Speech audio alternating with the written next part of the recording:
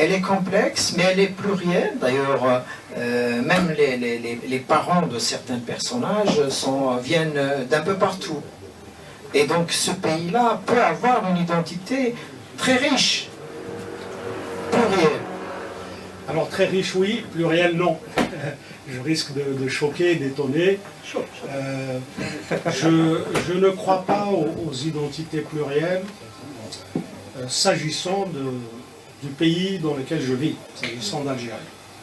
Il y a un peuple, il y a une culture, il y a bien entendu des différences, mais fondamentalement, et pour l'avoir vécu, donc 2 fois de suite, je suis parti avec un ami de Kharata, très loin de chez moi, donc de mon pays. Je suis parti avec cet ami que j'ai rencontré lors d'un café littéraire, on est devenus amis, et on a décidé de partir comme ça. Donc on est parti 2 fois de suite pour faire ce qu'on appelle la grande boucle.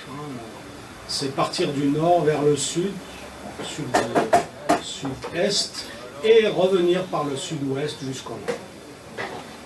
Et on a fait ce voyage absolument extraordinaire, et je me suis arrêté dans des contrées complètement perdues. Il faut savoir que dans certaines zones, pour les gens qui connaissent, entre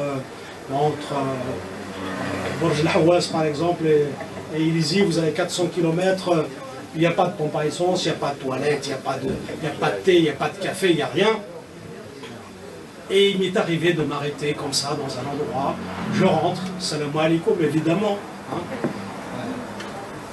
On prend un thé, 2, 3, 4, 5 thés, moi j'adore le thé.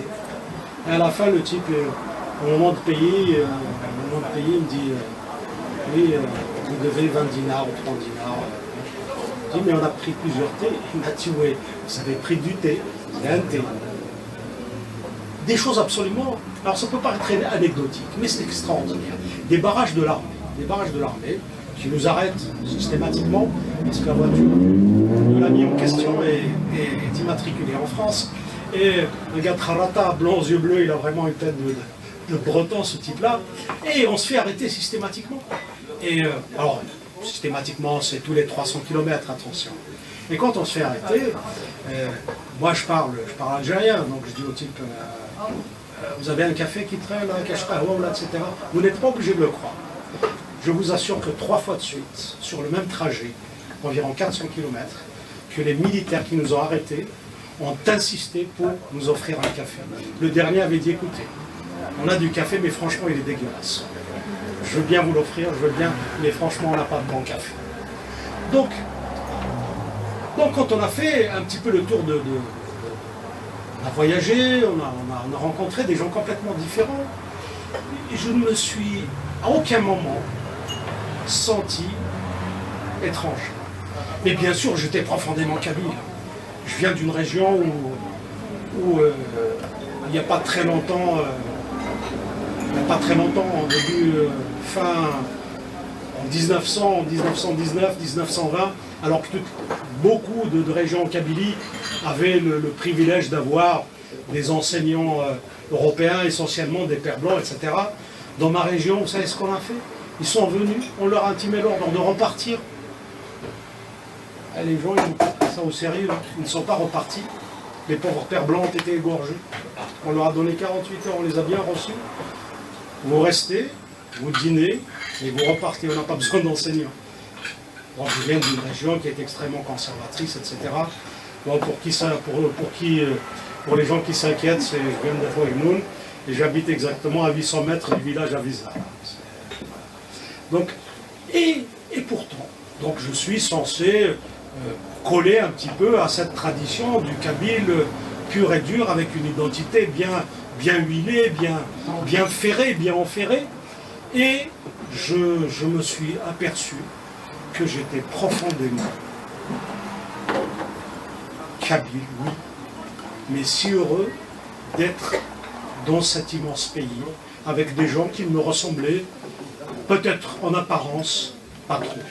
Donc, la question de l'identité plurielle, pour moi, elle ne représente strictement rien. on mange le même couscous à Oran, à Tizi Ouzou qu'à Constantine. Je suis désolé si je choque, mais moi je pense qu'en Algérie il y a une identité avec bien entendu des particularités, et heureusement d'ailleurs que nous avons ces particularités. Très bien accueilli. Bon, peut-être qu'il y a des gens dans le public qui ont déjà lu le livre, et même s'ils ne l'ont pas lu, ils peuvent participer au débat. Donc, je vous donne la parole. Je vous demanderai si c'est possible d'être concis et relativement bref dans vos questions. La parole est au public.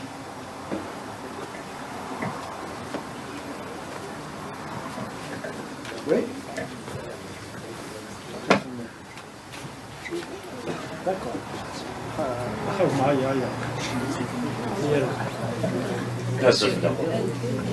Bon, à partir de dernier point, lorsqu'on voyage en Algérie, on est reçu. On est vraiment très bien reçu, c'est vrai.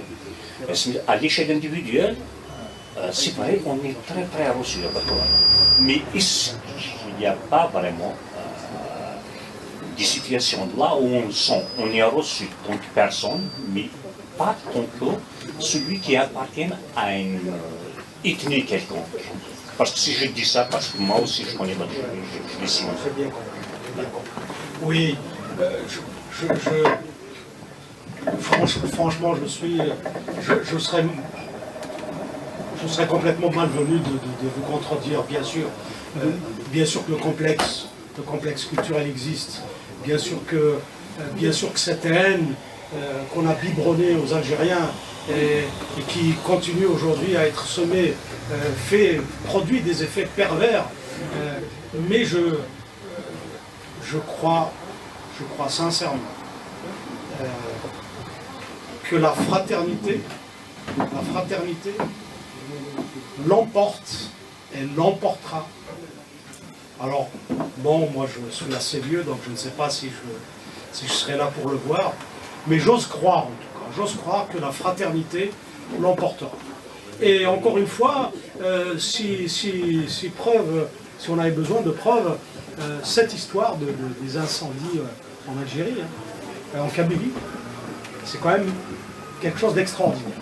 On a voulu détruire une région, on a vicié tout un scénario pour accuser des populations. Et qu'est-ce qui s'est passé en contrepartie? Le bonhomme à qui on a tué son fils a déclaré solennellement: les Kabyles sont nos frères, sont nos neveux, sont nos fils. J'ai perdu mon fils, mais j'ai gagné une famille.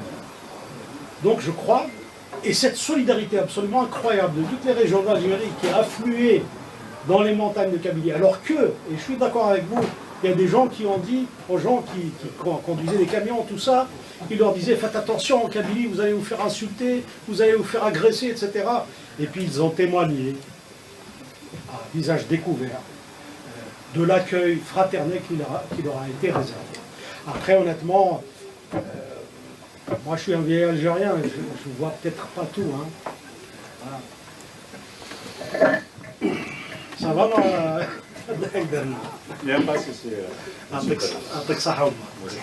Bonsoir tout le monde, bonsoir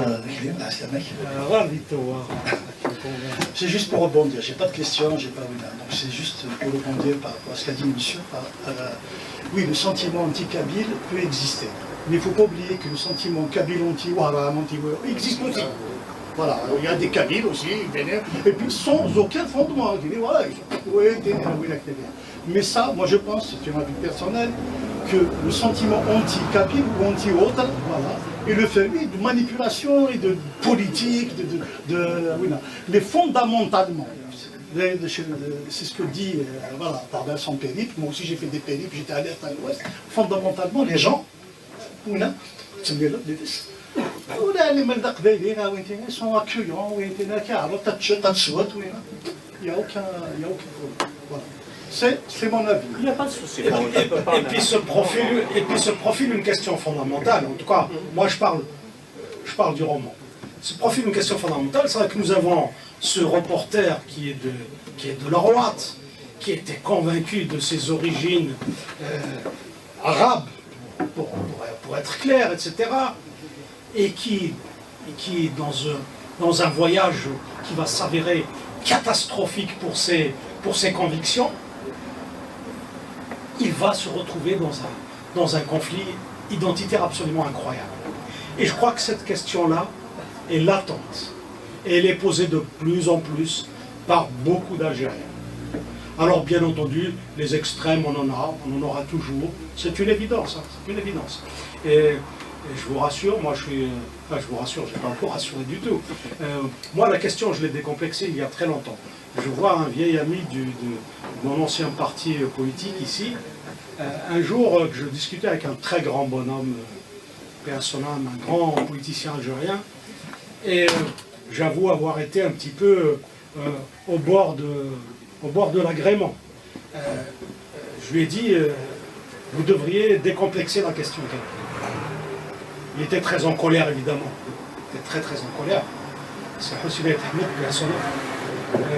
Je crois que quand on aura décomplexé nos propres histoires, on pourra vivre avec n'importe qui.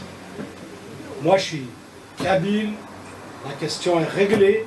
À partir de là, je peux aller dans l'univers de n'importe quel être humain, qu'il soit arabe, qu'il soit italien, qu'il soit français, qu'il soit anglais, à partir du moment où j'ai réglé la question de mon identité.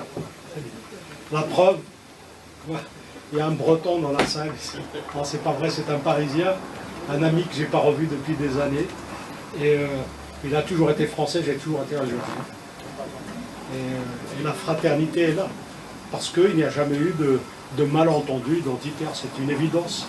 C'est une évidence. Il adorait mon couscous, j'adorais ses saucisses. Et puis voilà, c'est comme ça.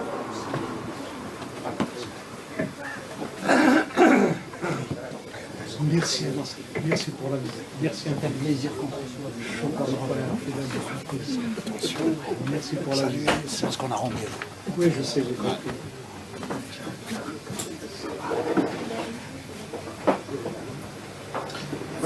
Monsieur Derouze, vous avez dit qu'il n'y a pas d'identité, il n'y a pas une identité, mais il y a des identités, je vois, ou le contraire. Comment vous expliquez que seulement le Kabyle, côte un côte, le Amazigh, qui revendique son identité à travers toutes ces 40 ou 50 dernières années?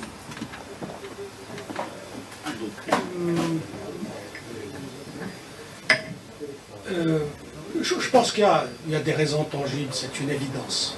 C'est une évidence, la Kabylie est depuis toujours, tout le temps dans la lutte.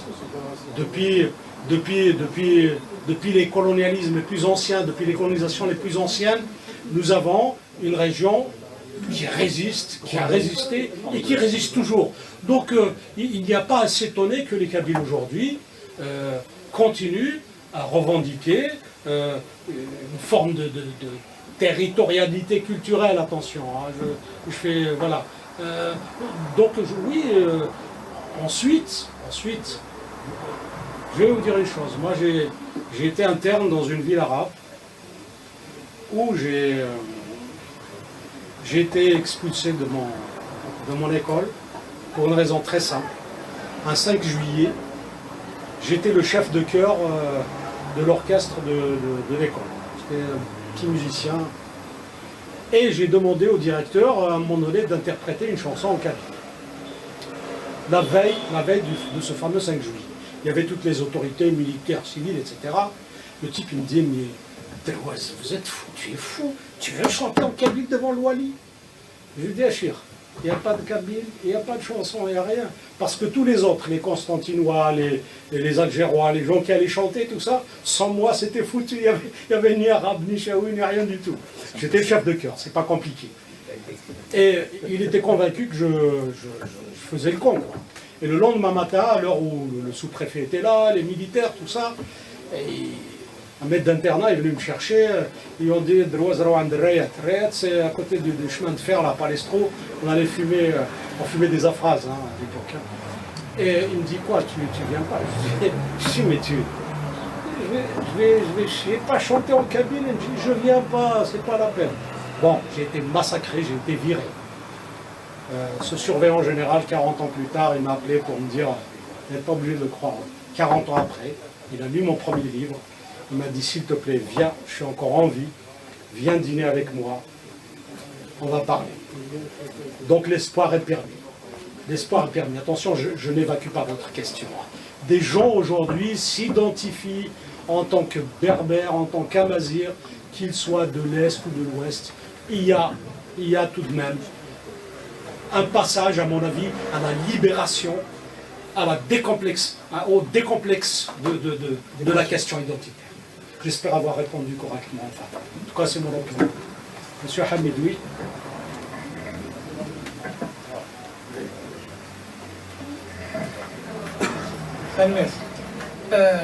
Franchement, moi je suis content. J'ai pas encore lu, mais ce que tu viens de dire nous fait chaud au cœur. En effet, pour ce qui est de l'identité algérienne, elle est complexe et complexée. Elle est complexe parce que nous avons subi beaucoup d'envahissements et beaucoup d'invasions culturelles. Mais la plus profonde, et celle qui est plus marquée donc l'Algérie, c'est la question arabo-islamiste. Le problème, c'est pas ce qu'a laissé l'arabo-islamisme avant 62, c'est ce qu'a fait le pouvoir depuis 62. Parce que avant 62, la totalité des Algériens se prenaient pour des berbères. Ils parlaient kabyle, ils parlaient berbère à l'est, à l'ouest et partout. C'est à partir de 62, quand ils ont mis l'arabisation en route, qu'ils ont déformé donc l'identité nationale. Ils l'ont vraiment déformée. Et aujourd'hui, malheureusement, on a des cas de personnes trompées qui se revendiquent plus arabes qu'algériens, plus arabes que berbères. Voilà. C'est la question, est-ce que nous espérons que demain, enfin tu as répondu ceci dit, que cette question allait enfin devenir une question qui va se régler avec l'autre lutte en fait. Après honnêtement Hamid, moi je vais pas tomber dans le travers inverse. La question identitaire est posée. Et quand j'ai écrit ce livre, c'est précisément pour la poser avec acuité.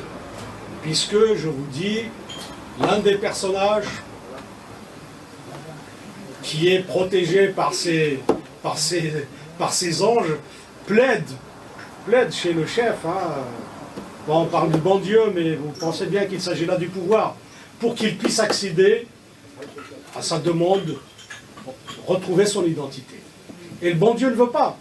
Le gouvernement ne veut pas, parce qu'effectivement, si ce sentiment de fraternité submerge la connerie humaine, excusez mon expression quelque peu triviale, ils savent qu'ils seront débordés complètement. Donc aujourd'hui, la question identitaire se pose avec acuité, bien évidemment. Bien évidemment, quand un gendarme vous arrête, aujourd'hui encore, c'était à l'aéroport il y a quelques semaines, j'ai parlé à un type là comme ça, je ne sais pas s'il est policier ou le chef de l'aéroport, je ne sais pas, enfin un mec en uniforme quoi. Je ne sais pas, il me dit je vais boire un café, je dis ah oui d'un crème. Et je m'affirme chez Qbali. Je dis tu sais pas ce que c'est qu'un crème? C'est quoi cette connerie là? C'est quoi ce bazar là? Mais honnêtement, je ne me suis pas laissé faire. Il y avait des flics, tout ça. Je lui dis c'est une langue nationale, officielle. Tu te débrouilles, va ramener un traducteur, fais ce que tu veux. Mais oui, j'étais énervé, j'avoue que c'était un peu compliqué. Et c'est humain, bien sûr. Ça aurait été beaucoup plus intelligent de lui dire ok, mais je crois qu'il ne faut pas non plus tomber dans le travers inverse. Mais je continue à croire, en tout cas, je fais partie de ceux qui croient qu'il y a un mouvement fraternel progressif et j'espère qu'on y arrivera. Farid ne rigole pas.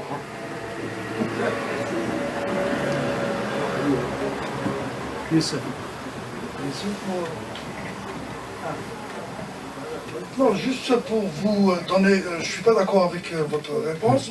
Je vous donne un exemple, vous avez donné un exemple, je vous donne un exemple moi-même.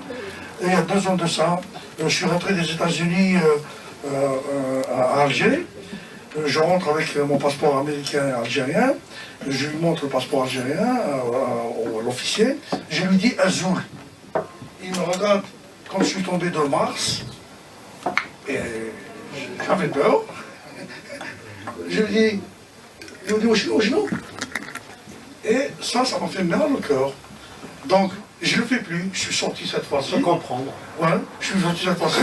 Et je vous dis, j'avais des chaussures avec le sigle berbère. On m'a dit même de ne pas les mettre en rentrant en Algérie.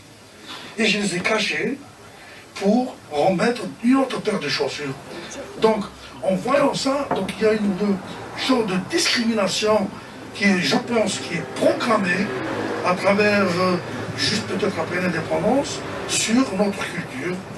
Ça ne veut pas dire que la culture arabe ou arabo-musulmane est mauvaise, mais c'est une... Ne tombons pas dans le cliché, parce qu'il m'est arrivé aussi voilà, j'étais avec mon fils, il était jeune à l'époque. Il était jeune à l'époque, c'était en pleine période de terrorisme. Il avait un pull JSK. Les mecs, ils étaient avec des armes, vous savez, au bas de l'avion, là. Et à un moment donné, un des jeunes a pris son arme, il l'a passé à son gamin, à son copain, là, son collègue militaire. Il a pris le gamin, il a commencé il l'a pris dans les bras, il le faisait sauter et chanter JSK, Assa, Azka, JSK, Assa, Azka. Et je peux vous assurer qu'il n'était pas kabyle, le gars. Hein. Donc, ça, c'est des anecdotes. On ne peut pas construire une réflexion sur de l'anecdotique. Je crois que c'est beaucoup plus profond que cela. Nous avons aujourd'hui un État qui est terrifiant. C'est un État qui est aveugle, qui est sourd, qui est dans le répressif absolu. Là, il faut agir. Et je pense que je vais récidiver un peu ce que fait la diaspora. Alors là, je parle vraiment en tant que villageois, en tant qu'Algérien, quelqu'un qui vit là-bas, donc avec les contraintes, tout ça. Je crois sincèrement que le travail que fait la diaspora algérienne en France, alors je m'excuse encore là aussi de renouer enfin un peu avec mes origines un peu triviales, ce que fait la diaspora kabyle dans sa majorité. Et je vois des militants ici dans la salle que je tiens sincèrement à saluer et à rendre hommage au travail que vous faites pour mettre la pression sur ce pouvoir et enfin essayer de desserrer les étaux. Parce qu'effectivement, ça ne va pas du tout. Ça ne va pas du tout. Nous sommes dans un pays où la liberté d'expression est complètement bâillonnée. Mais je vais vous dire une chose, elle est bâillonnée à Oran, elle est bâillonnée à Constantine, un peu plus en Kabylie pour une raison très simple, parce qu'il y a beaucoup plus de Kabyles qui se la ramènent. Enfin, qui se la ramènent. Attention, hein, j'ai énormément de respect pour ces gens qui se la ramènent. Je leur tire mon chapeau et je suis complètement à leur côté d'ailleurs, hein, même si je ne suis pas militant, actif, etc. Mais voilà. J'espère ne pas me perdre en conjecture, mais c'est une question effectivement très complexe. Très complexe. Il n'y a que qui se la ramène aussi. Oui, allez-y. Je suis sûr. Tu as presque répondu un peu à la réflexion que j'avais. Le drame de l'Algérie, en fait. Le drame de l'Algérie, c'est une nation qui est en construction. Le drame de l'Algérie, c'est qu'on a atomisé les territoires. Pendant des années, moi j'ai eu la chance en tant qu'étudiant, parce que je faisais un travail qui me permettait d'aller dans le sud quand j'étais très jeune. Et j'ai parcouru le sud. En fait, ce qui s'est passé depuis 70, c'est qu'on a atomisé les territoires. Ça veut dire que le Kabylie ne connaît pas le sud, celui du sud ne connaît pas le Kabylie, ne connaît pas l'ouest, ne connaît pas les trucs, etc. etc. Moi, ça m'a dit, je l'avais découvert, j'étais étudiant. J'étais au balcon de Rufi. Pour ceux qui ne connaissent pas, c'est le merveille de l'Algérie pour étudier l'architecture de cette région. On avait eu, parce que la France, pour des raisons pour contrôler les populations. Ils ont ramené tous les gens qui habitaient les balcons de Roufi, c'est des villages qui sont accrochés à des falaises. Ils les ont ramenés en haut pour pouvoir les contrôler. Donc les villages étaient abandonnés. Et on a eu, le chef du village nous a donné quasiment un village à nous, étudiants. C'était mixte, c'était très très bien. Il nous a donné un village et tous les soirs il venait nous raconter l'histoire. L'histoire de quoi? L'histoire imazira. Donc les Kabyles n'étaient pas plus en avance en définitive que tous ces territoires. On s'ignorait. Et le système algérien a tout fait pour que les gens s'ignorent. Sauf que après, pour des raisons économiques, effectivement, le Hirak, d'ailleurs, ce qu'on appelle aujourd'hui la question berbère est devenue presque nationale, portée par des gens, parce que tout simplement, à un moment donné, pour des raisons économiques, les gens migraient. On a commencé à migrer enfin, en Algérie, à l'intérieur de l'Algérie, alors qu'avant, on ne migrait pas. Les gens ne connaissent pas les régions. On a commencé à migrer et à découvrir enfin d'autres territoires. Et à découvrir que le Bni Mzab, tu ne lui racontes pas ce que c'est qu'être berbère au Bni Mzab. Il le sait depuis des millénaires. Et il a su, à sa manière, garder ses pratiques, sa langue, sa manière de faire, etc., etc. Et quand tu y vas, il te respecte. Il te respecte. J'ai été, juste une petite anecdote. C'était dans ces années-là, mon prof de physique qui travaillait sur l'énergie solaire, il a dit, tiens, j'ai entendu à la chaîne 2 un chanteur de Timimoun, qui est pas exactement de la région où est né le soufiste spirituel à côté de Elbert. Je ne me rappelle plus du petit village. Il a dit... il a chanté en berbère et ce serait bien de prendre contact avec lui. Bon. Et on a pris contact avec lui et on a été. Il nous a reçus chez lui une semaine. Une semaine et je n'avais rien à apprendre à ce bonhomme sur ce que c'est que Tamazir, sur ce que c'est que les trucs, etc., etc. Donc il faut aussi arrêter, nous les Kabyles, de se gargariser, de se croire, effectivement pour des raisons historiques, parce que la première école laïque républicaine s'est construite en Kabylie, donc on a eu accès, etc., etc.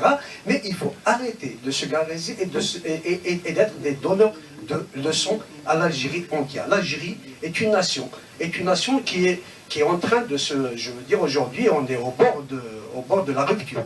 Mais, voilà, les choses n'ont pas abouti pour les raisons que j'ai citées avant, à savoir qu'on avait un système qui avait fait de sorte à ce que les Algériens s'ignorent de l'Est à l'Ouest, du Nord au Sud. Merci.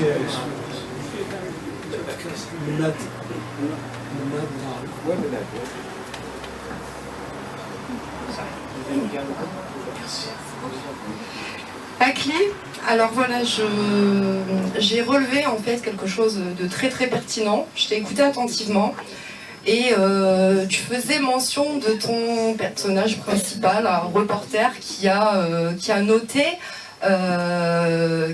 qu'en Algérie, voilà, c'était le blanc et qu'en France, c'était l'arabe ou le berbère. Donc on sent que tu as été quand même assez réceptif à cette problématique qui est vraie et par laquelle je me sens personnellement concernée. Et moi, j'aimerais te poser une question qui est un petit peu plus personnelle. Je voulais savoir, en tant qu'immigré, parce que tu es très certainement qualifié d'immigré en Algérie, est-ce que tu as dû te battre pour regagner une place qui te revient de droit? Est-ce que tu as le sentiment que tu as dû déployer des efforts pour te faire réintégrer? Je vais te renvoyer à... Je crois que c'est dans La Terre et le Sang, Mouloud Feraoun, qui dit que le village vous attend, vous ouvre les bras. Moi j'ai fait 2 tentatives. Je suis parti en 2013 avec mon fils pour un projet de travail en Algérie après de longues années ici. Et effectivement, quand je suis arrivé, j'étais un peu responsable d'une machin comme ça, d'un grand bureau. Et j'ai demandé aux gens de ne pas fumer dans les bureaux, s'il vous plaît. Il y a des cendriers dans les balcons, etc. Alors le bureau était situé dans la ruelle où j'ai poussé. J'y avais habitant de mes 8 ans jusqu'à 20 ans, en plein centre d'Alger. Et le type, il disait en arabe, Sid Mazal Mahabotch Matayara. Il n'est pas encore descendu de l'avion. Il pensait que je parlais pas arabe. Ah ouais, Mazal, surtout que j'étais algérien à plein temps, et croyez-moi que ce n'est pas un métier facile. Bonsoir tout le monde. Merci beaucoup. Donc, je retrouve assez souvent le mot exil et errance comme titre de tes livres. Donc maintenant, te connaissant, après t'avoir raconté, je sais qu'il y a un point d'histoire en face de moi. Donc ma question est la suivante. Est-ce que quand M. Ekli Delouez parle de l'exil, il parle aussi de son village et de son entourage restreint qu'il ne reconnaît pas après tant d'années de voyage? Est-ce qu'ils ne se sont pas étrangers même dans son village? Et c'est la première question. On va finir. On va finir. Donc, revenir à la question identitaire. Parce que si on s'appuie sur nos expériences, sur notre vie professionnelle, je pense que tout Kabyle, il naît militant. Tous les Kabyles sont nés quelque part militants parce que on parlait que de ça, on parlait que de l'identité, on parlait... Donc, en fait, ce débat, il nous devient comme premier bagage. Et le premier contact qu'on développe avec les arabophones, parce que moi, j'aime pas dire les arabophones, les autres Algériens que nous, donc c'est à partir de la fac, donc c'est 18 ans, pour les gens qui étudient à Alger, ou c'est à 20 ans pour les gens qui partent pour le service national ou l'obligation nationale. À partir de là, quand même, on découvre finalement toute l'histoire n'est pas la Kabylie. Et on est dans une sorte de conflit. Et parmi toutes ces expériences, donc de mes 20 ans à mes 32 ans, l'année où j'ai quitté le pays, donc je tiens à raconter juste une petite histoire. C'est un complexe touristique d'Oran. Le sous-directeur était de ma famille. Et puis, je lui dis, ben, comment les Oranais sont racistes? Il me dit, parce que tu es raciste. Il n'y a qu'un raciste qui peut reconnaître le racisme. Donc, ça, c'est pour reprendre l'introduction. Maintenant, pour rester toujours dans ce débat de l'identité, est-ce que le Cheikh, la Kabylie, était la première à se révolter du contexte identitaire parce qu'elle était la première qui a été touchée par les langues étrangères, le français et l'arabe notamment, ou elle a été marginalisée? Ensuite, donc, pour rester toujours dans ce contexte, est-ce qu'aujourd'hui, le contexte identitaire n'est pas récupéré que par le discours politique? C'est compliqué. Alors, tu sais, j'attendrai une question de Moran Gassim pour me remettre en ligne. Et je vais dire une chose à Amnet. Moi, je suis pas un homme politique. Hein. Je suis pas politique du tout, en fait. Hein. Je suis une nullité crasseuse en matière politique. Et je m'en tiens, j'essaie de me tenir le plus loin possible. Bien sûr que la Kabylie est une terre de lutte. Moi, j'ai toujours entendu parler des Turcs qui ont grillé des enfants, des Turcs qui ont... J'ai toujours entendu parler de violence. Et malheureusement pour moi, je l'ai vécu. J'ai vécu une partie de la guerre d'Algérie, et d'indépendance, et de la période de soulèvement en 63, etc. Donc j'ai vécu toutes ces périodes-là, et c'est effectivement une terre de violence ancestrale. Maintenant la question, à mon avis, vraiment, mon humble avis, c'est comment s'en sortir.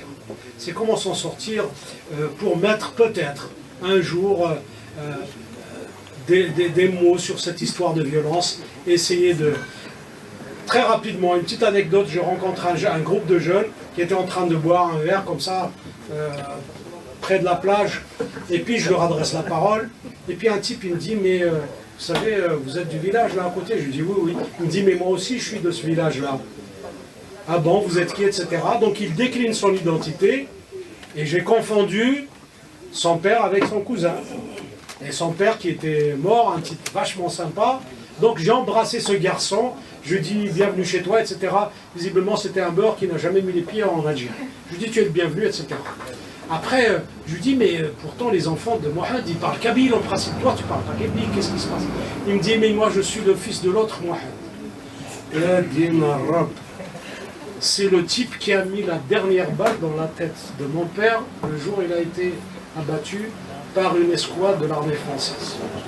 C'était un fils de Harki, qui n'est jamais rentré en Algérie. Alors, bien sûr, j'étais bouleversé. J'ai regretté de l'avoir embrassé. Et puis à un moment donné, je me suis dit non. Je crois que je pourrais l'embrasser une deuxième fois. Il n'a pas choisi son père. Il n'a pas choisi son père. Je n'ai pas choisi le mien non plus, mais disons que je suis plus fier du mien. Enfin, je suis plus aisé à ma place qu'à la sienne. Voilà. J'espère ne pas me perdre en conjecture, excusez-moi. Ouais, ça j'ai... C'est dommage. En fait, je veux juste réagir par rapport à ce que tu disais. C'est vrai que par rapport à cette supposée haine entre les Kabyles, les arabophones, etc. Personnellement, j'ai vécu dans dans des villes arabophones. Je n'ai jamais senti aucune haine de quoi que ce soit de la part voilà, des arabophones. Maintenant, ce qui se passe, c'est qu'il y a le peuple et il y a le pouvoir. C'est deux choses différentes. Voilà. Maintenant, le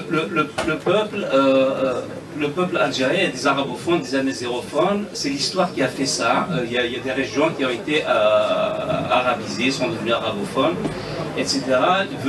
Est venu ensuite donc l'arabisation et tout l'endoctrinement arabo-islamique, il les a convaincus depuis la naissance qu'ils sont arabes, etc.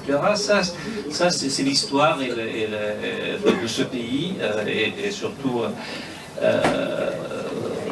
voilà. Donc pour revenir, ensuite il y a eu l'espoir de mon point de vue pendant le Hirak Aghi Khanna. Les régions arabophones ont repris conscience de leur identité, etc., peut-être même un peu avant, mais surtout pendant les 2 ans de Hirak, ils ont repris cette conscience de leur identité, qu'ils revendiquent pour certains, etc. Est-ce que c'est vrai, c'est pas vrai? Bon, bref, ça c'est l'histoire, c'est le futur qui nous le dira. Maintenant, ce qui m'inquiète, c'est que le peuple, j'ai pas de problème avec le peuple algérien, même si tu disais on est un seul peuple. Non, c'est-à-dire que il y a peut-être des peuples ou des spécificités des différentes régions. C'est l'histoire qui a fait ça. Après, pour moi, c'est une richesse. Cette diversité, c'est plutôt une richesse. C'est pas un handicap. Moi, ce qui m'inquiète, c'est ce pouvoir qui est plutôt de culture et d'idéologie arabo-musulmane. Est-ce que c'est par conviction ou pour se maintenir? Je sais pas le dire, mais c'est ça le danger aujourd'hui. C'est pas le peuple, c'est ce pouvoir qui est toujours en place, qui a encore, après l'espoir du Hirak, il est en train d'encore de remettre ce truc-là pour diviser encore le peuple, etc. Je pense que c'est ça le danger aujourd'hui. Merci pour l'éclairage. Je vais demander dans une seconde à Mourane Gassem de me sauver la mise, sinon je suis mort. Alors je vais vous dire une chose, très rapidement. Effectivement, l'idéologie, je ne vais pas me caser dans un rôle qui n'est pas le mien, celui du militant politique, de l'historien, etc. Ça ne sert à rien. Mais de tout temps, on le sait très bien, les historiens parlent de 47, 49, par la suite, etc. De tout temps, il y a eu un problème de rapport social, de rapport de force en faveur de telle ou de telle idéologie, et il se trouve que malheureusement c'est l'idéologie arabo-musulmane qui l'a emporté. Il se trouve que c'est l'idéologie arabo-musulmane qui l'a emporté. Et effectivement, ça crée des dissensions assez terrifiantes. Maintenant, moi, pour ma part, je plaide sincèrement, pour un État qui a déjà existé dans le cœur des Algériens. Une forme de nation idéale à construire, parce qu'elle n'est pas encore construite. La nation algérienne n'est pas encore construite. Alors bien sûr, on peut émettre des hypothèses, etc. Pourquoi n'a pas été construite?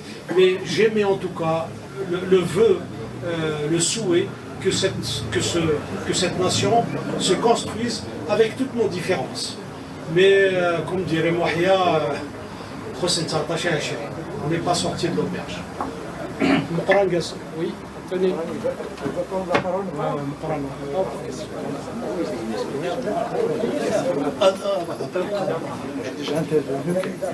Il y a un monsieur là,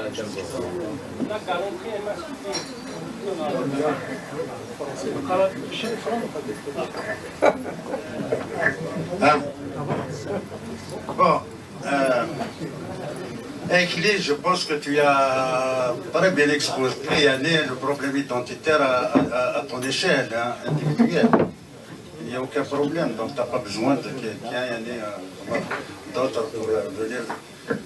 C'est parce que c'est très gentil, moi aussi, c'est réciproque, tu le sais très bien. Mais le problème, ce qui est dangereux aujourd'hui, c'est de croire que l'aliénation est une fatalité. C'est très dangereux de penser cela. Et malheureusement, beaucoup de Kabyles pensent cela et pensent comme ça. C'est-à-dire qu'effectivement, les arabophones, c'est vrai, beaucoup parmi eux n'ont pas malheureusement compris, parce que faute de connaissances, tout simplement, faute de connaissances, c'est-à-dire par ignorance, et n'avaient pas compris qu'ils étaient d'origine berbère ou qui sont de culture berbère et que l'Afrique du Nord n'a rien à voir avec le Moyen-Orient. Voilà, c'est tout simplement cela. Mais les choses évoluent. Les choses évoluent. Les gens s'informent de plus en plus aujourd'hui avec l'Internet, avec l'école peut-être, avec la communication aussi, de notre part, qui doit être efficace. Au lieu de communiquer avec l'insulte, il faut communiquer avec la pédagogie. C'est comme ça qu'on peut les avoir et leur faire prendre conscience de leur identité et les avoir de notre côté. Ce n'est pas en les insultant, en faisant d'eux des ennemis. Parce qu'en faisant d'eux des ennemis, on les balance du côté du pouvoir. On renforce le pouvoir et on s'affaiblit. C'est ça qu'il faut éviter. Voilà ce que il y a plein de choses à dire, on n'a pas beaucoup de temps. Moi aussi, j'ai voyagé en Algérie. Dans toutes les parties de l'Algérie, j'ai vécu partout. Je n'ai jamais rencontré du racisme. Franchement, je vous le dis. J'ai voyagé en France. Je n'ai jamais été confronté au racisme. J'ai voyagé à pied en France. J'ai fait le tour de France 2 fois. Je n'ai pas été confronté au racisme. Qu'est-ce que c'est que le racisme? Le racisme, c'est une minorité de gens. Ce n'est pas les peuples qui sont racistes. C'est une minorité au sein du peuple qui sont aliénés, endoctrinés, influencés. C'est des minorités. Alors ne faisons pas des minorités une généralisation. Que ce soit en France, que ce soit en Algérie, que ce soit ailleurs d'ailleurs. Voilà ce que je voudrais dire. On peut développer ça pendant des heures et des heures. Mais bon, je vais m'arrêter là. Et bon, malheureusement, je n'ai pas encore lu le livre. Mais je vais le lire avec beaucoup d'intérêt.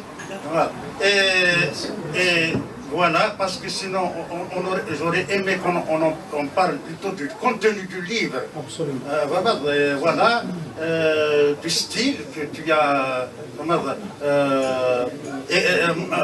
exprimé, comment dire, un style qui t'est propre, et un peu le relever, et montrer toute ta singularité en matière d'écriture. J'aurais voulu qu'on discute de ça. Bon, on est parti sur un autre sujet. Voilà, c'est tout ce que j'ai à dire. Merci beaucoup et merci évidemment à notre grand Ziren qui nous... Voilà. Alors, ouais, je ne vais pas lâcher le micro sans rendre hommage à Ziren, qui effectivement nous a ouvert avec ce café littéraire. Il y en a la voie à suivre.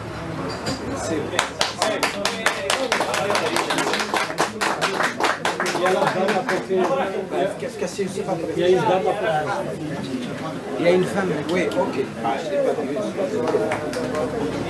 أزل في الهواء أزل أجلي شرح لك الصلاة بيان بيزا لكن بيحمل مليح مليح مليح مليح يساعد. Donc voilà, on s'aime, c'est vraiment, je ne veux pas mettre dans l'embarras ni rien. J'ai écouté tous les discours de ce soir. Pardonne-moi d'être arrivé un peu en retard, mais ton livre, je l'ai vu, tu me l'as envoyé.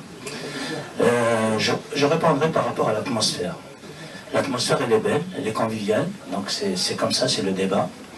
J'ai entendu beaucoup d'amour, beaucoup d'appels vraiment à la fraternité. Je crois que pour tout combattant, pour tout celui qui est, toute personne qui sait ce que c'est vraiment l'aimant et tout ce qui est difficulté, ne demande que la paix au bout d'un moment, parce qu'on se fatigue. Mais quand on se fatigue, on peut se poser, on se demande où on est arrivé. Ça, c'est une chose. C'est pas une question d'embarras. Mais on parle de l'Algérie, je crois qu'on la connaît tous. Enfin, il y a des gens qui la connaissent plus ou moins, plus que d'autres plutôt, je dirais, ou je dirais plus ou moins aussi. Moi, il n'y a qu'une seule chose qui est très importante. On parle de la fraternité algérienne, que j'ai toujours, moi personnellement, je suis un enfant de Chaïd, je suis un enfant de la Révolution, je suis né sous les mitraillettes, je suis né sous un faux nom. Ce qui veut dire que l'Algérie m'a touché dès le départ, mon histoire tu la connais. Mais c'est pas ça, je ne vais pas faire de sensiblerie, je vais simplement te parler d'un sujet qui est très important. Aujourd'hui on parle de la fraternité algérienne, mais la question est très très simple. Aujourd'hui, qu'est-ce qu'on fait de l'hystérie kabyle? Ma question c'est celle-ci. Oui, puisqu'ils sont contestataires, et on commence à dire qu'en fin de compte, qu'ils ont, comment on appelle ça, qu'ils commencent un petit peu à se détacher de tout le monde. Qu'est-ce qu'on en fait de ça? Voilà.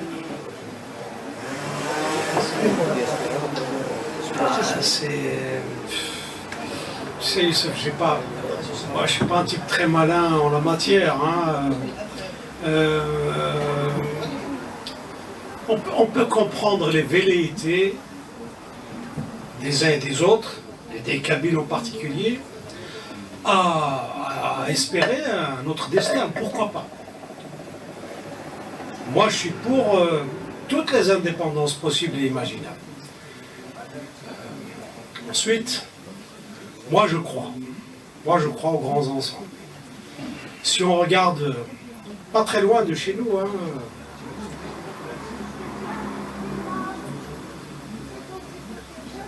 les pays qui s'organisent en grand ensemble sont les pays qui ont le plus de chances d'organiser des canevas sociétaux intéressants pour leur peuple.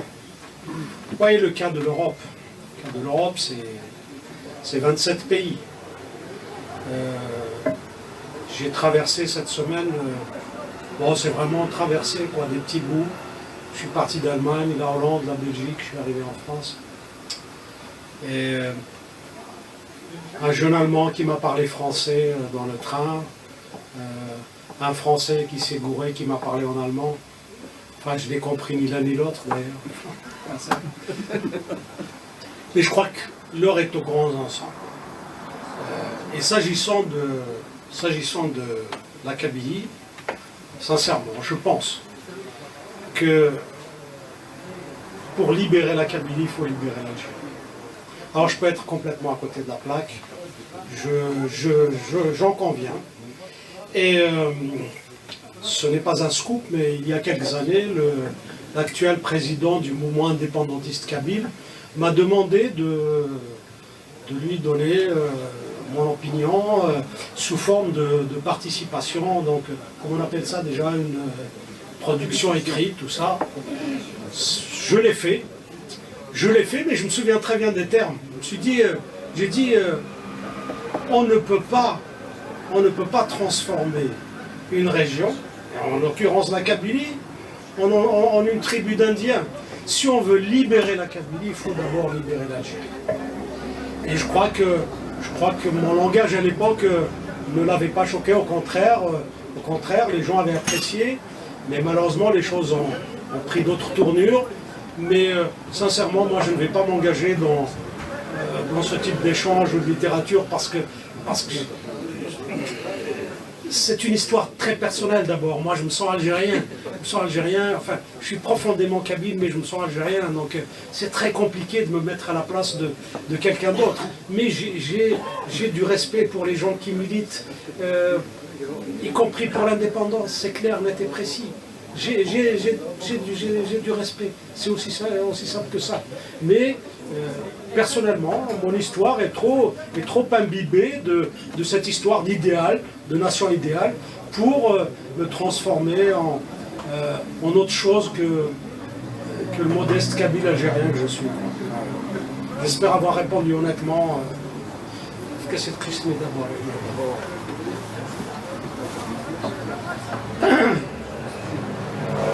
Oui, bonjour. En fait, ma question, enfin c'est pas une question en réalité, c'est juste un petit constat. Je voudrais juste rebondir par rapport à la question des identités plurielles. Et là, vous m'aviez fait penser à l'essai d'Amin Maalouf qui disait dans son livre Les identités meurtrières, qui disait quand je disais que je suis libanais, la majorité des personnes, je le dis approximativement, je ne me rappelle pas de la citation qui a été dite, tout le monde pense que je suis arabe et musulman. Ce qui n'est pas le cas parce qu'Amin Maalouf est chrétien. Aujourd'hui aussi, quand on dit que je suis algérien, on peut être kabyle, on peut être arabophone, on peut être musulman, on peut être chrétien, on peut être aussi athée.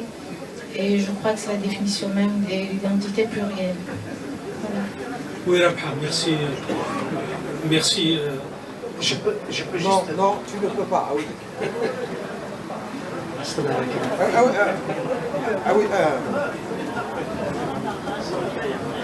Excuse-moi mon ami parce que c'est comme ça qu'on procède au café littéraire. Hein. Ce n'est pas une animosité vis-à-vis de vous. Hein. Juste que pour continuer à faire le café littéraire dans la convivialité, nous nous sommes fixés des idées. Donc la parole est prise à la demande et au fur et à mesure. Mais on vous redonnera la parole, d'accord Samira. Rabha, elle est là. Alors, pardon, juste un petit aparté avec Rabha. Vous savez, je conçois totalement qu'effectivement que vous ayez une autre, je dirais une autre définition de cette question d'identité. Moi, je suis quelqu'un de profondément ensablé. Je suis un vieux berbère. Je suis un vieux berbère algérien et j'ai l'impression que à chaque fois que j'ai rencontré des personnes d'autres cultures différentes que moi, je n'ai pu jouir de ces rencontres que parce que j'étais profondément kabyle et algérien. Excusez-moi, l'identité plurielle ne veut pas dire le racisme ni la haine de l'autre. Bien au contraire, c'est le respect de l'autre. Ah non, non, non. Et l'acceptation de l'autre, et la rencontre et la reconnaissance de l'altérité. Vous savez, vous êtes une universitaire, je suis un voyageur. J'ai la chance d'avoir vécu dans plusieurs pays, avec plusieurs nationalités, avec plusieurs personnes et cultures différentes. J'ai forcément une autre approche. Je n'ai pas du tout une approche intellectuelle que je respecte entièrement. Moi, j'aime beaucoup les universitaires, surtout ceux qui cherchent et qui trouvent. Azoul, bonsoir à tous et à tous. Je suis très heureuse d'être ici et de revoir. Ça fait un petit temps que tu nous avais laissé. Merci. Moi, aujourd'hui, ici, je me retrouve dans une atmosphère de douillette où on dit qu'il y a de la fraternité, qu'on est des frères, que c'est génial, qu'il y a un monsieur qui dit « moi, j'ai jamais vécu de racisme, qu'on est tout gentil et tout ça ». Moi, je voudrais dire, quand j'avais 22 ans, je crois, et que j'ai pris mon cartable, après le boycott scolaire pour aller à l'école à Touberes pour enseigner Tamazight. Des enfants m'ont caillassé et m'ont dit que j'étais une amazérienne quelque part. C'est des petits Algériens, c'était pas le pouvoir, c'est des petits enfants qui m'ont suivi et qui m'ont dit ça. Après, quand un autre monsieur me dit les Mozabites, ils savent qu'ils sont Mozabites et que leur identité, ils la connaissent, oui, mais bien sûr, je suis d'accord. Mais les Mozabites, les Chaouis, les Touaregs, moi je les ai rencontrés avec mon ami Farid. Nous avons été dans la même promotion d'enseignants de Tamazight. Quand est-ce qu'ils ont commencé à enseigner leur langue? C'est après le boycott scolaire. Qui est-ce qui a boycotté l'école? N'est-ce pas les Kabyles? N'est-ce pas la Kabylie qui a boycotté l'école? Après, voilà, donc tu avais dit quelque chose qui m'a un petit peu chiffonné et tu dis, moi je suis kabyle, je suis algérien depuis que l'Algérie existe. Moi je préférerais dire, moi je suis berbère depuis que la Berbérie existe, depuis que l'Afrique du Nord existe. Ça me va. Je préfère être ça. Et après tu as dit je suis berbère et je suis contente que tu l'aies dit. C'est parfait. Et voilà, c'est tout ce que je voulais vous dire. Parfait. Et le racisme, nous l'avons vécu, nous le vivons encore aujourd'hui. Et si on ne fait rien, nos enfants vont le vivre. Et demain, on n'existera plus. C'est tout ce que je voulais dire. Au début du débat, tu n'étais pas là, Samia Ouakhela, quand je disais qu'il fallait décomplexer la question de l'identité. Il faut décomplexer la question de l'identité. Je dis à partir du moment où moi, je sais que je suis kabyle, je suis profondément kabyle, ensablé dans ma patrie de kabyle, je suis ensuite en mesure de vivre ou d'accéder à l'univers de l'autre. C'est aussi simple que ça. Il n'est pas question pour ma part de m'inventer une identité. Et pour quel intérêt? C'est réglé. Moi, j'ai réglé la question de l'identité. Je vais vous dire, même en tant qu'immigré, vous savez, moi j'étais ouvrier en France pendant très longtemps. J'ai des enfants qui sont nés de relations mixtes. Je n'ai jamais fait d'enfant avec une fille de mon pays. J'ai des enfants avec une Allemande, avec une Française. Et mes 4 enfants portent des noms d'Algériens, enfin de Kabyles, de Berbères, je précise. Delia, Amaïs, il est juste à côté de toi. Et les autres, c'est Yanni, etc., etc. Donc moi, je n'ai jamais eu de problème avec cette histoire d'identité. Je savais que j'étais kabyle profondément, mais aussi j'étais algérien au regard du français moyen, mais pas que, y compris du français, qui me scrute derrière sa vitre, avec son comptoir, où il triture ma vie en triant ses papiers administratifs. Ça veut dire être algérien. Non, monsieur. Monsieur, n'intervenez pas comme ça. Non, vous n'avez pas à vous excuser.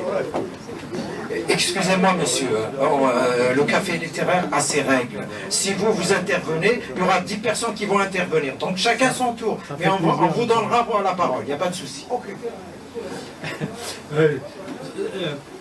Être algérien, vous savez ce que c'est? C'est une histoire à plein temps. Et je ne peux pas vous la raconter, franchement. Moi, je la vis. Donc, qu'est-ce que vous voulez que je vous raconte? Qu'est-ce que vous voulez que je vous dise de ma vie? Ma vie, elle est ce qu'elle est. Parfois agréable, parfois désagréable. Mais je vis mon algérianité comme je respire, comme je mange mon couscous, comme je bois un coup. Comme quand je lis un bouquin de Heinrich Böll, j'aime beaucoup la littérature allemande, ou que j'écoute un poème de Simon de Mohamed, ou alors tout simplement une sagesse de Cheikh Mohamed. Voilà, c'est aussi simple que ça. Je ne sais pas ce que c'est être algérien. Je suis dedans. Je suis dedans, mais je ne sais pas. Tu as une réponse? C'est une question naïve puisque je suis française pure jus. Mais bon, est-ce que ma question elle est quand même la suivante. Quel est le rôle du gouvernement actuel algérien avec son horreur dans ce problème de racisme entre vos peuples? Malheureusement, on a dévié, il y avait des rapports de force pour une raison très simple. L'Algérie était colonisée et les gens qui étaient en mesure de bouger étaient bien entendu affiliés soit au Parti communiste français, soit pour les autres à l'Orient, à l'Égypte et à l'Orient naissant, qui déjà apportaient des financements pour construire un pays arabe et musulman et effacer de la mémoire, et effacer du champ politique, du champ des luttes, la dimension culturelle berbère. Donc il n'y a rien de nouveau. Ça continue aujourd'hui. Déjà à l'époque, il y avait le poids du colonialisme. Est-ce que ça ne jouait pas aussi? Ah oui, le colonialisme, je vais vous dire, c'est pas très compliqué. On en a joué aussi en tant que Français. On construit 5 écoles républicaines pour construire 400 mosquées et financer 40 000 zaouïas. C'est aussi simple que ça. Les Français ont été à la source de nos emmerdes culturelles, parce qu'ils ont financé, ils ont encouragé la religion, ils ont encouragé le pourrissement de la société algérienne. Donc, alors, on le leur rend bien aux Français parce qu'il se trouve qu'on parle français, quoi. Enfin, moi, j'ai pas de complexe non plus. Et comment ça se passe? Est-ce qu'on a le souvenir de ce qui se passait, par exemple, sous les Turcs, enfin avant la France? Comment ça se passait, les rapports justement entre les Berbères et puis les arabophones? Chez nous, on appelle ça l'Aïf, c'est une honte. On ne peut pas parler d'histoire turque parce qu'on en garde en mémoire que les horreurs. Donc pour nous l'Empire ottoman, c'est l'empire de l'aurore. Donc bon, puis on n'a pas besoin d'être méchant, quoi. On laisse ça aux autres. Mais si. Oui, Azul Flaoun, donc ça fait plaisir de voir le café littéraire, c'est le deuxième là. Et puis je voudrais vous poser deux questions. La première, je voudrais savoir dans quelle catégorie vous classez votre livre. Est-ce que c'est dans le... C'est un roman. Oui, attendez, est-ce que c'est de la fiction? C'est un roman parce que moi, mon avis c'est un peu... C'est de la fiction ou bien c'est une question identitaire? La deuxième question, c'est pour, en fait, en général, c'est un jeune qui m'a posé une question de 15 ans, qui lit beaucoup. Et puis, avec les directs du café littéraire, la dernière fois, elle m'a dit, Madame, les écrivains me font perdre mes repères. Donc, qu'est-ce que vous répondez à ça? Bon, ce jeune homme, je ne le connais pas, donc je ne connais pas ses repères. Donc, je serais très malvenu de les lui faire retrouver. Mais par contre... c'est un roman. Mais bien sûr, comme tout roman, il y a une part de... Bien sûr, il y a une part d'engagement, il y a une part de vérité. On ne peut pas mentir, à longueur de... Vous savez, c'est rien, c'est 220 pages. Et ça m'a pris 5 ans. Donc je ne pouvais pas mentir pendant 5 ans. Enfin, je ne pouvais pas me mentir. Donc bien évidemment, j'ai touché à des sujets qui me tenaient à cœur. Vous savez, cette histoire de... je ne sais pas si tu l'as lu, le journaliste qui a enquêté sur les enfants de... Un journaliste qui enquête sur les enfants sur les enfants de pute, excusez-moi. Hein. Un Algérien qui va enquêter sur les enfants de pute. Vous savez qui sont les enfants de pute? Vous êtes trop jeunes, peut-être pour certains, beaucoup ici sont trop jeunes pour s'en souvenir. Les enfants de pute, c'était des enfants de veuves de maquisards, de chouhada, donc des gens qui ont perdu leurs parents pendant la guerre et qui étaient élevés par leur seule mère. Et quand ils n'ont pas de soutien, et je suis désolé d'évoquer ça parce que je vois au moins 2 copains ici qui connaissent bien cette situation-là. D'ailleurs, dans mon premier livre, j'ai été attaqué par des gens du FLN, ça a failli se terminer au procès, etc. Mais j'avoue que j'ai été extrêmement bien défendu par des militants, et donc ils ont fermé leur gueule, y compris dans le premier roman, j'ai parlé de cette histoire. Donc ces enfants de pute, les enfants de l'indépendance de l'Algérie, qui avaient perdu leurs parents, dont les maires ont été, et là on retrouve, je ne sais pas si je retrouve le texte, mais enfin vous verrez, ces gens-là, le type qui a fait l'enquête, il a laissé parler ces enfants de pute. Et quand on écoute leur histoire, elle est débordante de malheur et de colère. Et on ne peut pas faire autrement que d'être malheureux et en colère. C'est une évidence. Donc, mais bien sûr que je m'engage quand j'écris des romans. Et si ce n'est pas pour participer du débat à la société, à la construction d'une idée de nation, j'adore l'expression idéal nation que j'ai apprise de mon ami Asdin Ateb ici. Donc, si on écrit pour se faire plaisir, alors moi je peux faire un roman de voyage. Hein. Je pourrais même créer une histoire de sexe entre un moustique et un poète de Front National. Hein. Enfin, ça mène où tout ça? Ça n'a pas de sens. Donc, il faut être dans la vérité. Il faut être dans la vérité, il faut être dans le combat. Mais bien sûr, moi je ne suis pas militant. Hein. Je suis allé 2 fois manifester pendant le Hirak. Et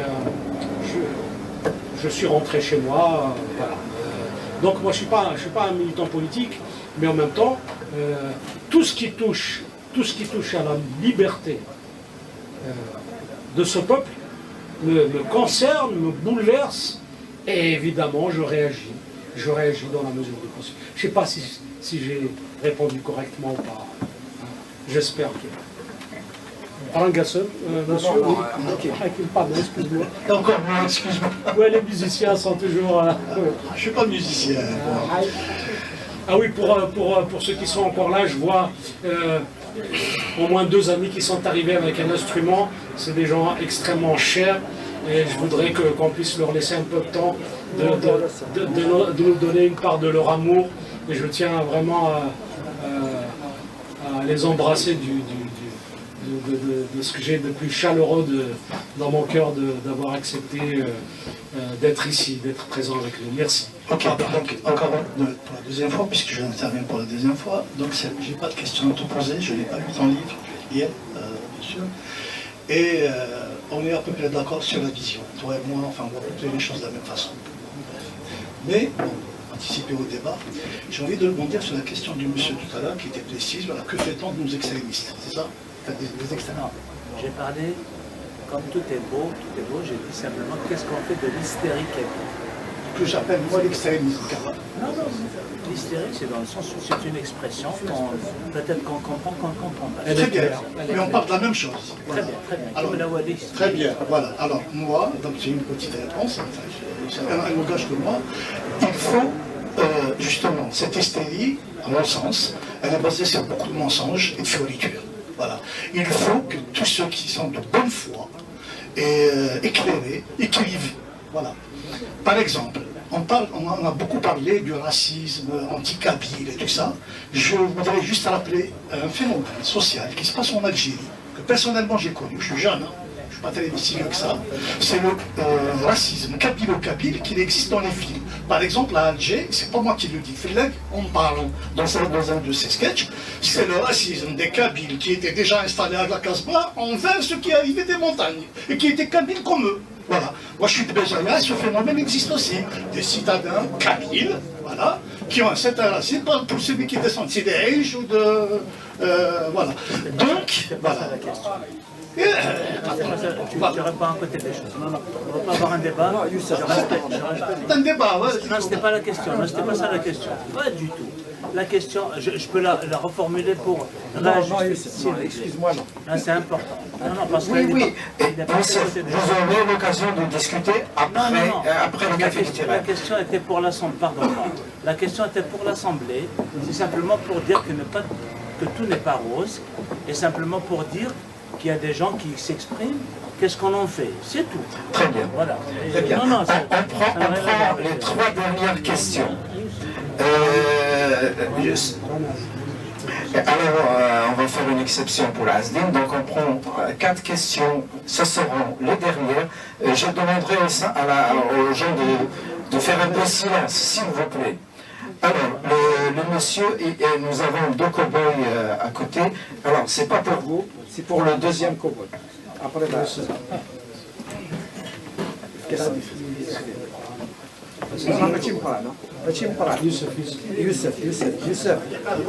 Buena. Oui. Le premier cowboy, je suis le deuxième cowboy. J'ai parlé d'entrée de ce que le pouvoir a atomisé les territoires depuis l'indépendance. Cependant, aujourd'hui, effectivement, c'était idyllique ce que j'ai raconté. Cependant, aujourd'hui, je suis reparti dans le sud il y a 2 ans. J'ai refait le sud très rapidement. Je n'ai pas reconnu le sud que j'ai visité quand j'étais étudiant. Je suis désolé, mais en Algérie aujourd'hui, il y a une identité qui est en train de prendre forme, c'est celle de la religion. L'islamisme gagne, la société algérienne s'est islamisée. C'est islamisé profondément, comme le Rif. Si Abdelkrim, aujourd'hui, se relevait de sa tombe, franchement, il s'était tiré une balle dans la tête. Voilà, c'est ce que je voulais dire. Et je voulais juste, par ailleurs, dire, parce que je n'ai pas parlé de ton livre, je ne l'ai pas encore lu, Akhili, je l'ai perdu de vue il y a bien longtemps, des années un peu d'insouciance, et je découvre un sage, et je te remercie. 15 ans. 15 ans. Zada Youssef, islamisé, oui, mais tu sais, on en a pas encore parlé, hein, le processus est lent, mais il faut... Faites quand même, enfin moi à mon avis on devrait un peu faire attention.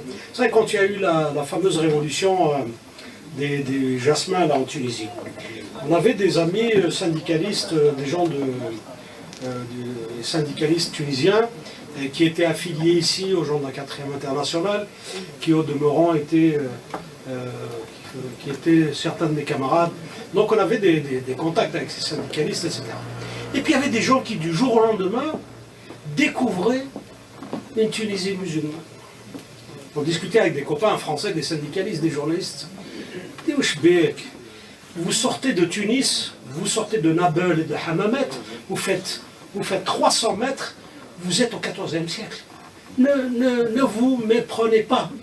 Et là où j'ai mis un petit bémol à Youssef, tu sais, l'histoire de l'islam, c'est vrai qu'elle s'institutionnalise, mais cela a toujours existé. Je suis de santé fragile depuis toujours. J'ai pris une bouteille d'eau pendant le Ramadan 1972 à Tizi Ouzou, à l'Esplanade. J'ai failli me faire lyncher. Il y a 50 ans, attention. Donc le problème a toujours existé. Bien sûr, à Alger, on avait des poches comme ça, où les restaurants étaient ouverts, un semblant de trucs, etc. etc. Mais attention, l'Algérie est un pays musulman. Attention, je ne défends pas. On peut imaginer comment s'en sortir, comment vivre ensemble. Je crois que c'est la question qu'il faut se poser. Parce que les réalités, elles sont là. Elles sont là, de toute façon. Il y a des régions complètement islamisées. En Kabylie, Youssef, je vais te dire une chose, il y a des villages en Kabylie. T'as intérêt à enlever ton chapeau et mettre ta chéchia. Donc, comment faire pour vivre ensemble? C'est ça la question. Comment faire? Voilà, excuse-moi. Moi, c'est quelques commentaires que je devrais faire. Tout d'abord, remercier le monsieur avec ce qu'il a dit. C'est une question de communication. Comme le proverbe américain qui dit « If you cannot fight them, make them join you ». Si vous ne pouvez pas les combattre, amenez-les vers vous. Chacun peut se combattre avec la musique, avec des livres et tout ça. Donc, c'est comme ça qu'on peut ramener ces gens-là qui sont vraiment des berbères, mais ils ont été trompés avec l'histoire qui a été falsifiée, qu'ils sont arabes. Ils parlent arabe, mais c'est d'origine.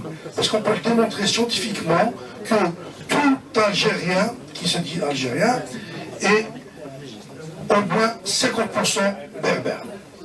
Tiens, on peut voir l'histoire.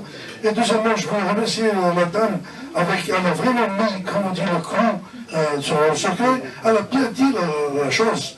C'est que le problème, il y a une identité. Et vous-même, vous l'avez dit, je suis algérien, je me sens bien avec mon couscous, avec Hajj Mohamed, mais vous ne l'avez pas dit parce que je parle, vous l'avez dit, je prends un livre allemand, mais vous n'avez pas dit parce que je parle arabe ou parce que je fais quelque chose. Non. Donc, il y a aussi la question, qu'est-ce que c'est un Algérien? Parce que peut-être un Algérien, c'est un Amazir. Il faut le dire. Et le mot algérien, ça a été défini par les frontières. Que quelqu'un est venu, il aurait pu être donné le nom Internet, par exemple, comme ça. Donc, merci beaucoup pour ce débat. Et voilà.